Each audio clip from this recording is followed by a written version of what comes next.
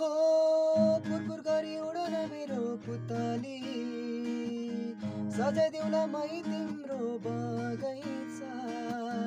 बादलमाथि उड्ने भएर आकाश तानी ल्याइदियो